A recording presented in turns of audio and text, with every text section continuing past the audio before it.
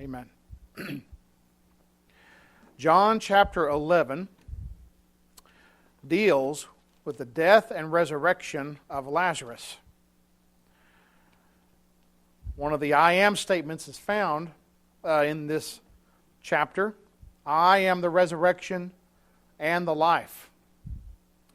And it's a beautiful account of Jesus showing His power over death. Each one of the signs and the miracles that Jesus performed showed His power over something, whether it's calming the storm, His power over nature, whether it's multiplying the loaves and the fishes, His power over matter, whether He's casting out a demon, His power over unclean spirits. Well, He has power over death, and we see that manifest here in John chapter 11.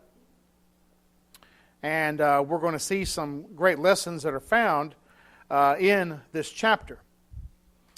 You look at chapter 11 and verse 1, it says, Now a certain man was sick, Lazarus of Bethany, the town of Mary and her sister Martha. It was that Mary who anointed the Lord with fragrant oil, wiped His feet with her hair, whose brother Lazarus was sick. So we're identifying exactly who this Mary is, because Mary was a very common name back then, like it is today. And so we're specifically zeroing in on who this Mary is.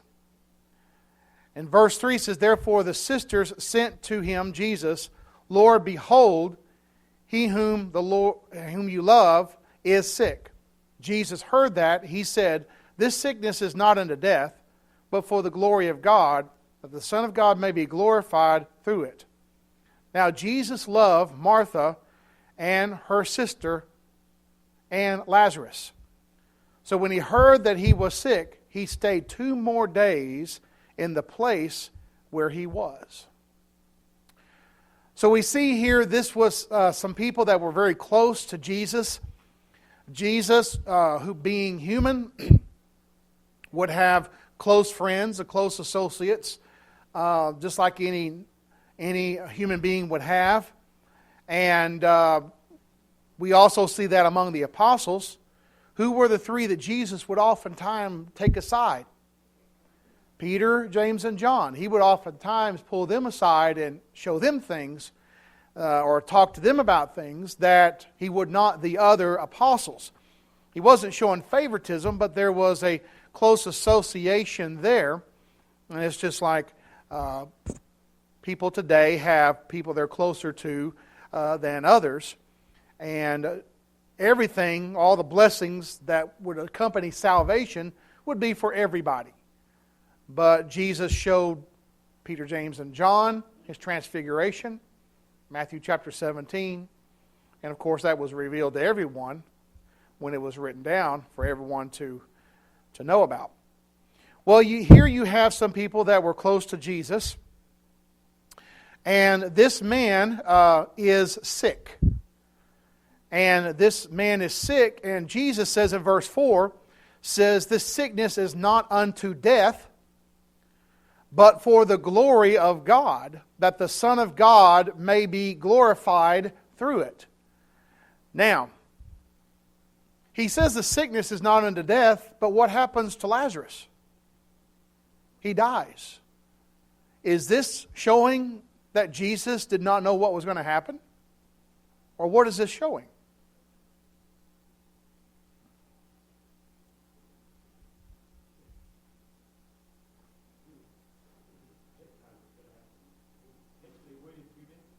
Right, exactly.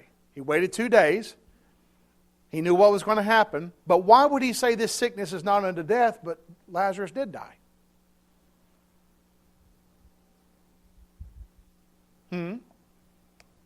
Not because of sin?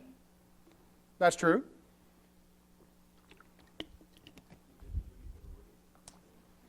That's basically it. It's not unto death to be left at death, because He knew He was going to raise him up. So, knowing that He was going to raise him from the dead, that's what He meant said when He said this sickness is not unto death. Not that Lazarus did not die, but he wasn't going to be left dead. He wasn't going to be left dead. And that the Son of God may be glorified through it. This was going to ultimately bring about the glory of the Son of God. And Jesus loved Martha and Lazarus and Martha's sister as well.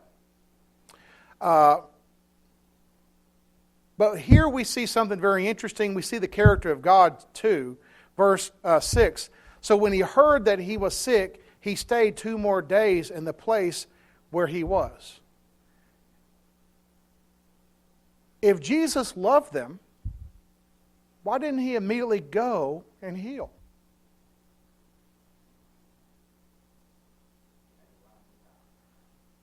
But I thought he loved them.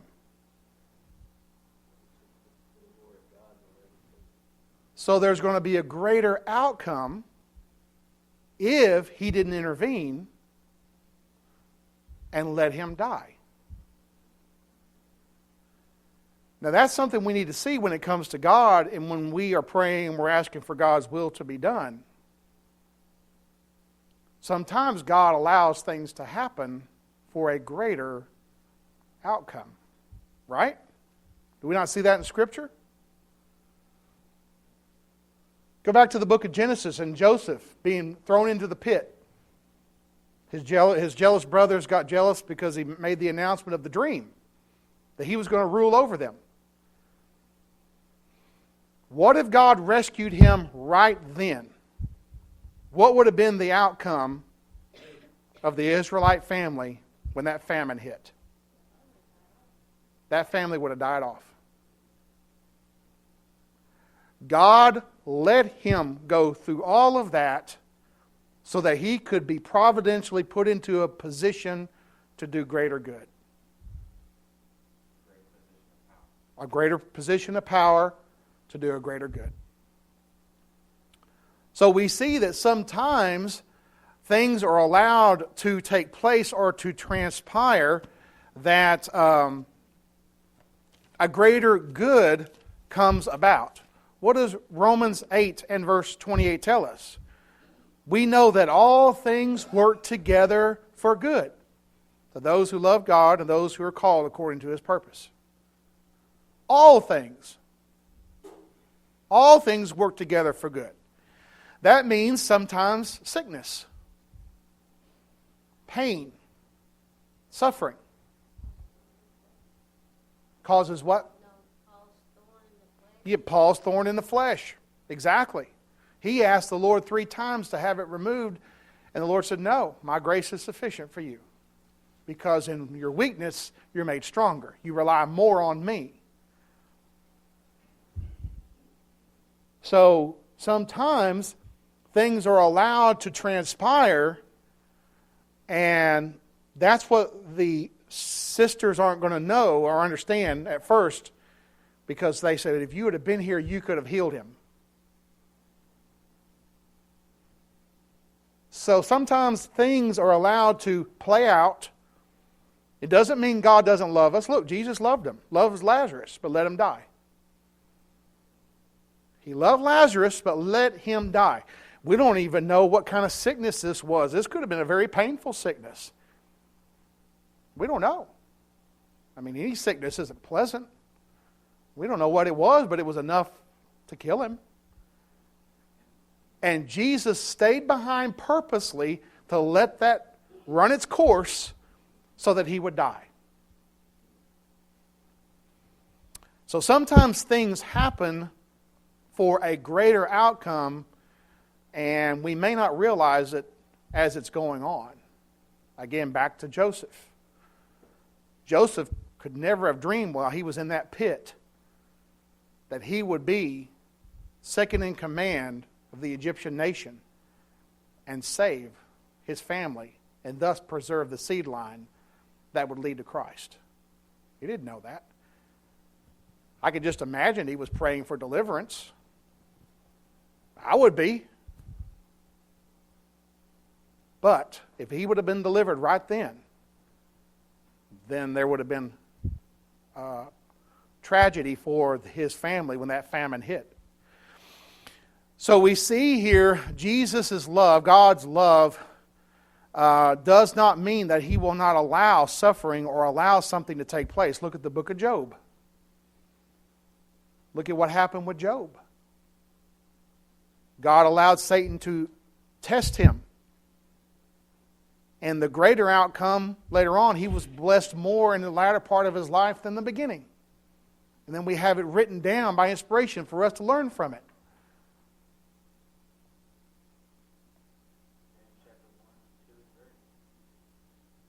Exactly. James 1, 2, and 3 speaks of that very thing when it comes to the trials that we face. James 1, verse 2, My brethren, count it all joy when you fall into various trials, knowing that the testing of your faith produces patience. But let patience have its perfect work, that you may be perfect, complete, lacking nothing. So those things happen for a reason. And we sometimes want instantaneous results. We want patience and we want it now.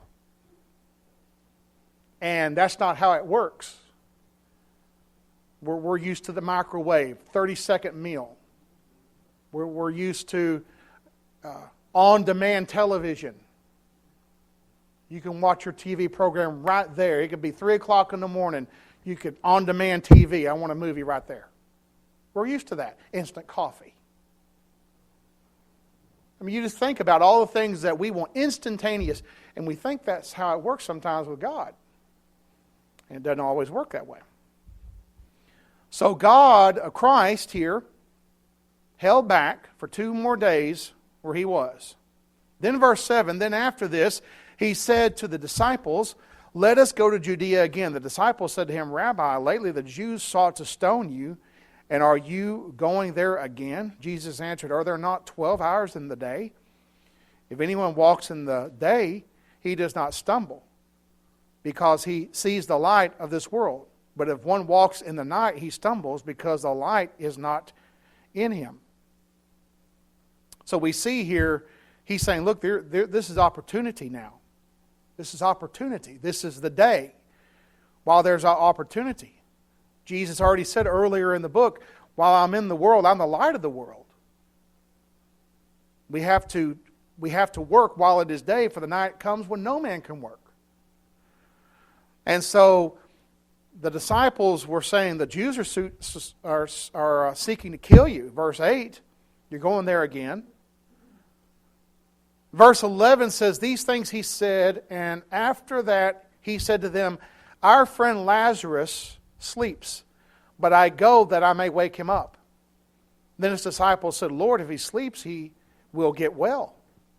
However, Jesus spoke of his death, but they thought that He was speaking about taking rest and sleep.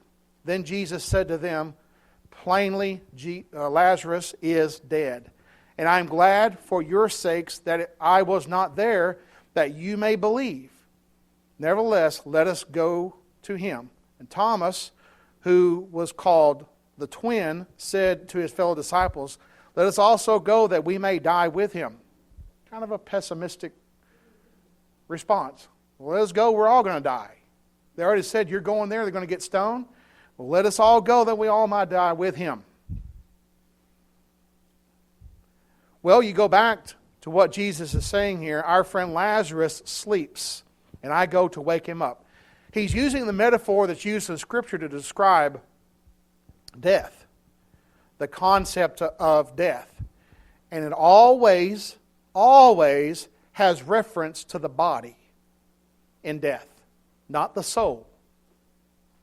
It has reference to the body because the body has the appearance of being asleep. And so we'll look at a few scriptures in just a moment that bear that out. But he is using this illustration of death, or this metaphor to describe death, as sleep, because sleep also implies waking up. You go to sleep, you're going to wake up. Well, the waking up is talking about the resurrection. The waking up. So he says that he was glad that he was not there in verse 15. I am glad for your sakes that I was not there, that you may believe. This is going to reinforce their faith to see this. Reinforce their faith to see this resurrection from the dead. So he was glad he was not there to save his friend from death. Why? There was going to be a greater outcome in resurrecting him from the dead than if he just went there and healed him from whatever sickness he had. And then, of course, you see the troubled faith of Thomas. Let us go that we may die with him. And so they understand the danger that's involved. And you'll see a little bit later on the danger that is involved even in this chapter where the Sanhedrin is saying, we've got to get rid of this Jesus. We got to sacrifice him so the nation won't be sacrificed. And that's what they're going to say towards the end of the chapter. So there's a real danger there. But Jesus said in Matthew 10 and verse 28, you don't fear them that kill the body. You fear him who's able to destroy both body and soul in hell. Verse 17. So when Jesus came, he found that he had already been in the tomb for 4 days. Now Bethany was near Jerusalem, about 2 miles away. Many of the Jews had joined the women around Martha and Mary to comfort them concerning their brother. Now Martha, as soon as she heard that Jesus was coming, went and met him, but Mary was still sitting in the house. And Martha said to Jesus, Lord, if you had been here, my brother would not have died. But even now I know that whatever you ask of God, God will give you. Martha's kind of a very outspoken lady. We've seen her before when she was doing much serving and Mary was sitting at the feet of Jesus, listening to Jesus teach. Tell her to serve with me. I'm doing all this serving. And Jesus said, Martha, Martha, you're troubled about many things. One thing is needful. Mary has chosen that, and it won't be taken away from her. And Martha is saying here, and I don't think she's in the attitude of getting on to Jesus, but she's very outspoken. Lord, if you'd have been here, he would not have died. Notice Mary stays behind. You see different personalities in these disciples. Martha said to Jesus, Lord, if you had been here, my brother would not have died. Of course, she understands the power that Jesus had. But even now I know that whatever you ask of God will give you. Jesus said to her, your brother will rise again. Martha said to him, I know that he will rise again in the resurrection at the last day. Jesus said to her, I am the resurrection and the life. He who believes in me, though he may die, shall live. And whoever lives and believes in me shall never die. Do you believe this? And she said, yes, Lord, I believe that you are the Christ, the Son of God, who is to come into the world. So Martha is expressing a faith in a resurrection at the end of time. Now look in your Old Testament. We'll see that there was an expectation of a resurrection at the end of time. Look at Isaiah chapter 26.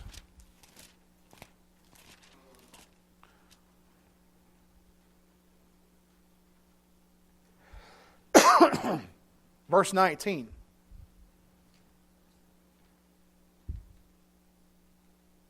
Isaiah 26 and verse 19. Your dead shall live together with my dead body. They shall rise. Awake and sing, you who dwell in the dust. For your dew is like the dew of herbs, and the earth shall cast out the dead. There's that concept of a resurrection. The body's going to resurrect from the dead. Look at Daniel, chapter 12. Last chapter of Daniel.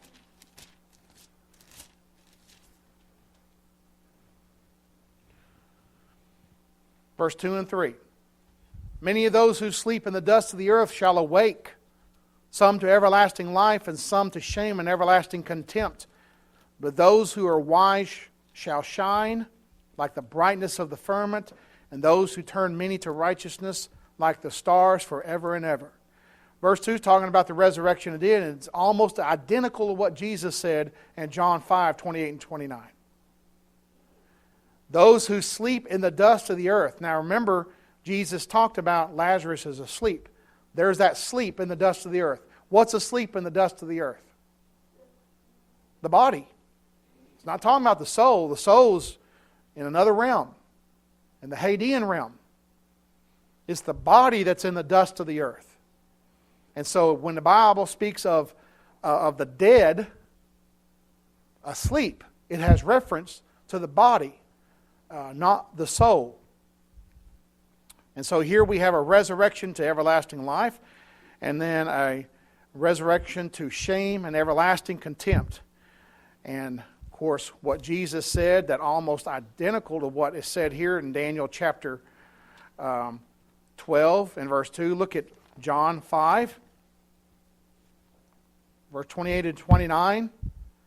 Do not marvel at this, for the hour is coming in which all who are in their graves will hear his voice and come forth. Those that have done good to the resurrection of life, those that have done evil to the resurrection of condemnation. So everybody's going to be resurrected. But only the saved will be resurrected to everlasting life. Those who are lost will be resurrected to punishment in hell forever.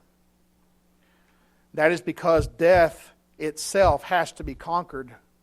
1 Corinthians 15, that's the last enemy to be destroyed. Death. It has to be conquered. Therefore, everyone will be resurrected. Let's look at what Paul said here in 1 Thessalonians.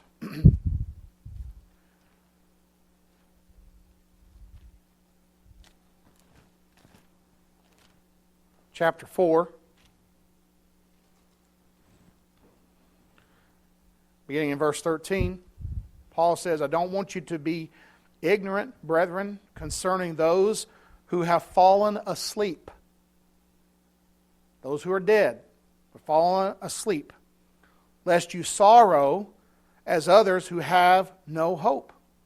For if we believe that Jesus died and rose again, even so God will bring with him those who sleep in Jesus. What's he going to be bringing with him? Their bodies are already in the ground. What's he going to be bringing with him? Their souls. Because that soul will be reunited with a resurrected body.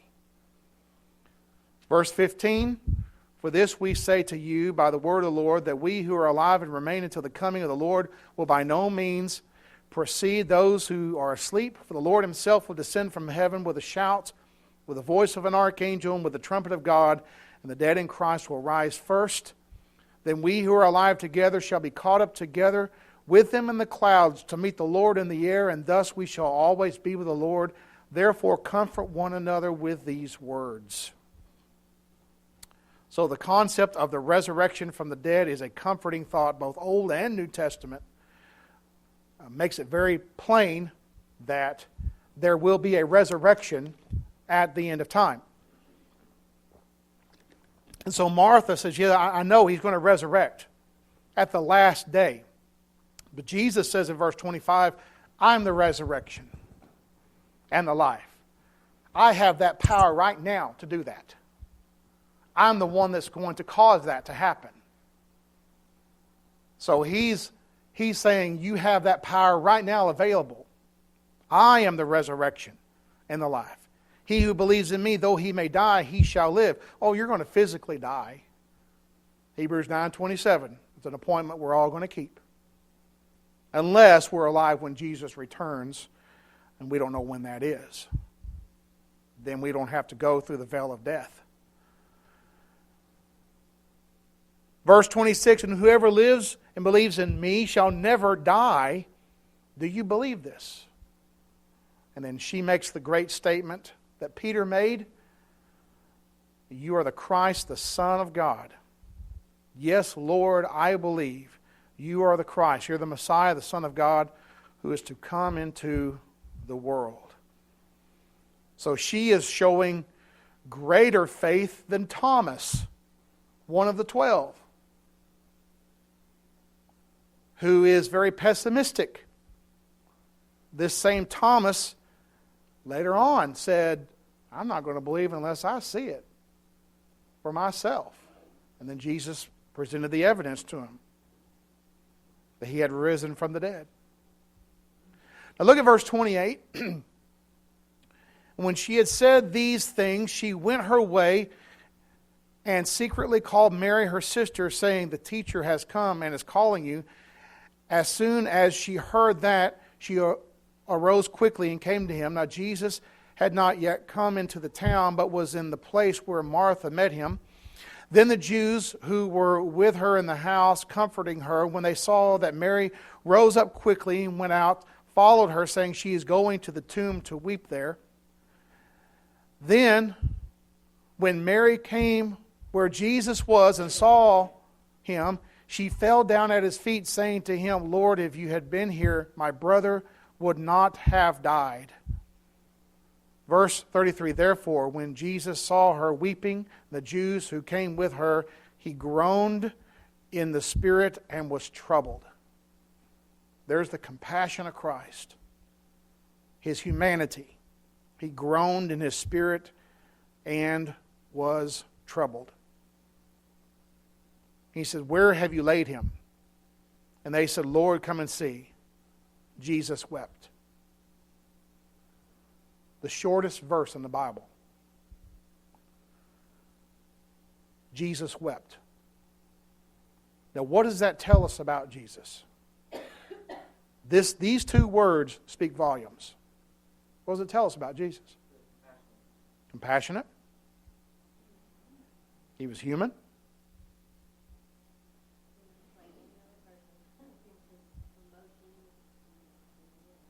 He saw the others weeping and crying. It moved him. He was moved. He had sympathy, or even you could say empathy. He empathized. Compassion. There's a very good possibility that Jesus wept also for what you just said. That he knew he was going to pull his friend Lazarus out of a perfect, beautiful environment of paradise back to a wicked, dark world. And in other words, in a sense, he was going to do a disservice to his friend. I mean, he's in paradise. We know paradise is a place of comfort. It's a place of rest. It's a waiting place for the end of time, for the resurrection to take place. It's a place that's away from all of this trouble. It's the place where Jesus went when he died. It's the place where the thief went when he died on the cross. And now Jesus is going to pull him back in the resurrection to this dark world. Later on, we're going to see in the book of John, there's going to be a plot to kill Lazarus. Because he's proof positive that Jesus is who he claimed to be. The Jews can't have that. So there's going to be a conspiracy to kill Lazarus. I mean, you talk about hard-hearted. It's amazing how hard-hearted they were towards Jesus and what he had done.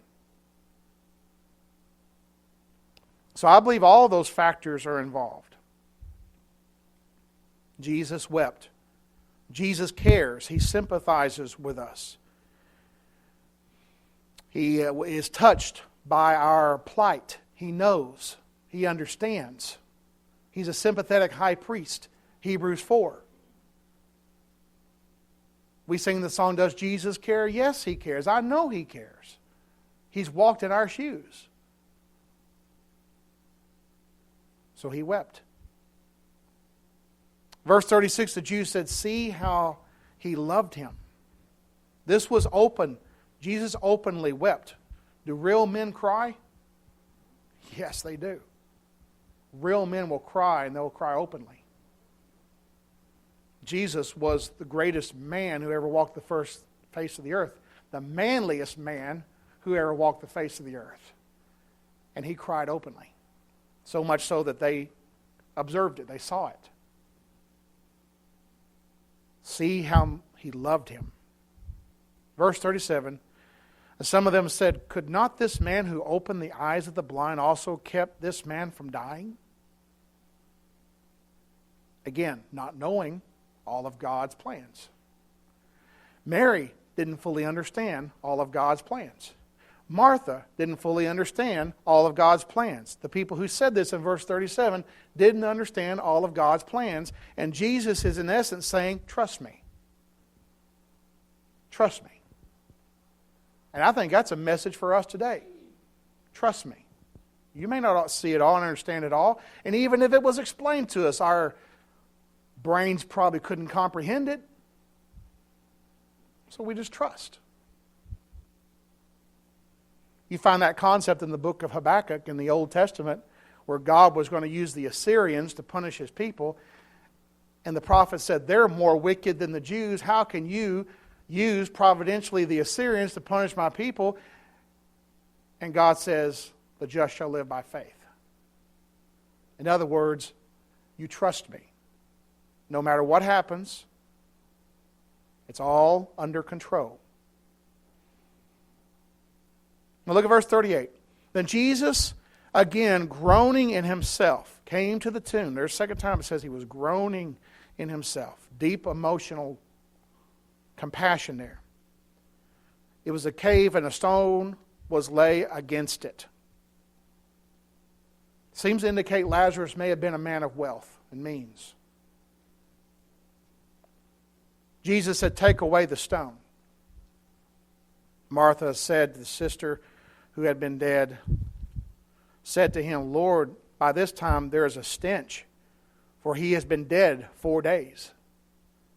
I mean, that would have been they're thinking he's going there because they're, you go to the tomb, you go to the graveside, you're mourning with them, you're sympathetic with them. And he says, open it up. Open it up. They said, they know. They did not embalm their dead. The Jews didn't. They would wrap them and let them go through the decomposition process. And sometimes after a while, they would go in and gather their bones and put them in an ossuary, is what they call it, a little stone box. That's how the Jews did their dead. They didn't embalm them. Embalming was more of an Egyptian thing. So there was no embalming going on. So decomposition begins as soon as that spirit leaves the body and all systems are shut down, decomposition begins. And so after 4 days, there's going to be decomposition. Verse 40, Jesus said to her, did I not say to you that if you believe you would see the glory of God? Then they took away the stone from the place where the dead man was laying.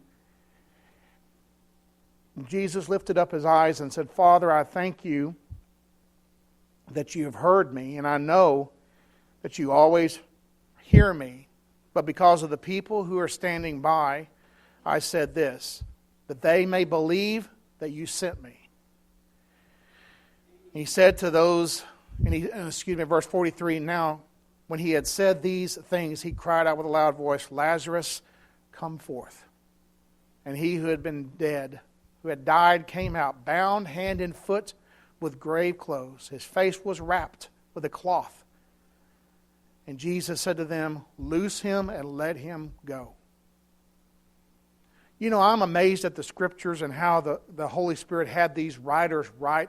They just wrote it as a matter of fact. This happened, this happened, this happened.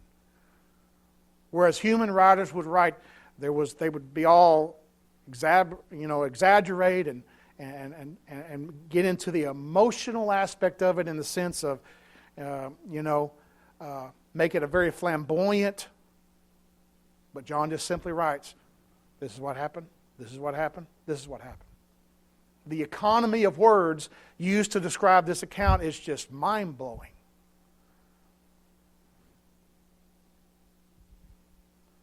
One gospel preacher of old, I think it was Marshall Keeble, said that if he hadn't called him by name, everyone in that grave would have come forward because of the power that Jesus had. He specifically called him by name, so only he would come out of that tomb.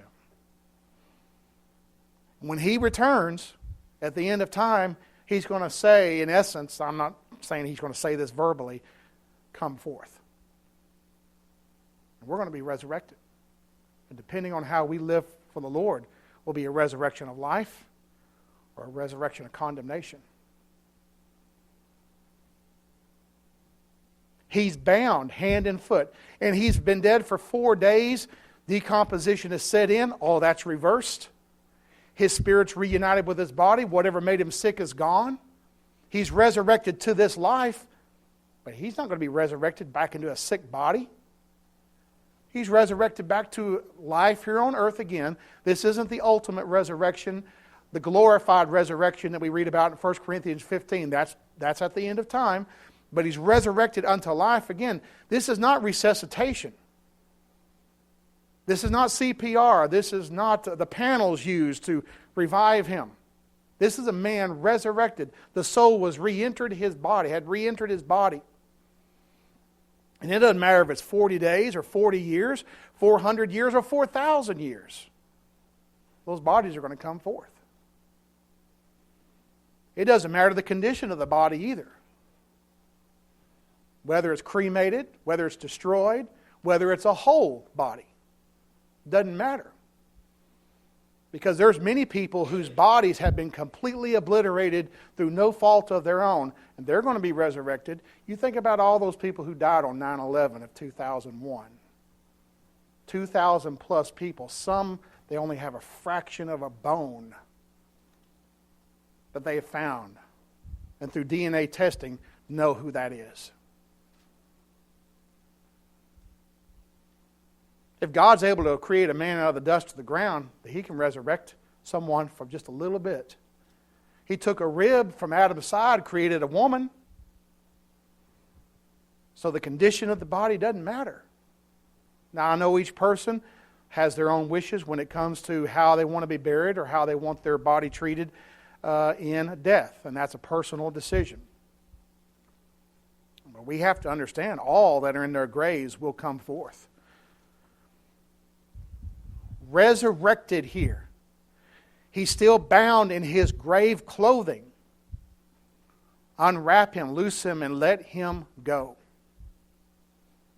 Every time Jesus went to a funeral, he interrupted it by raising the dead. You ever notice that when you read Matthew, Mark, Luke, and John? Every time, he interrupted it by raising the dead. You don't see that kind of power being worked today. Because it was limited to the first century to prove and to verify these spokesmen that they were from God. That never was meant to continue. And all these people who claim to have that power today, they don't have it. They don't have it. I've asked them to go with me to the funeral home. I'll drive you there so you can raise the dead. They won't do it. They claim to have that power, but they won't do it. Challenges. Our brethren have challenged these Pentecostal and charismatic people who claim they can raise the dead and heal them sick. Challenge them to prove what they have, and they can't do it. Yeah, you can go to the hospital. You got all these people right there sick.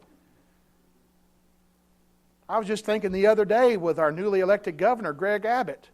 Why doesn't one of our high-profile televangelists go there and heal him? He's in a wheelchair. Make him walk on camera in front of everybody. That would make national headlines because he's genuinely hurt. They won't do it. They know they don't have that power. Some of them are so deluded. They think they do, but some of them, they really down deep know that they're just charlatans. They're tricksters.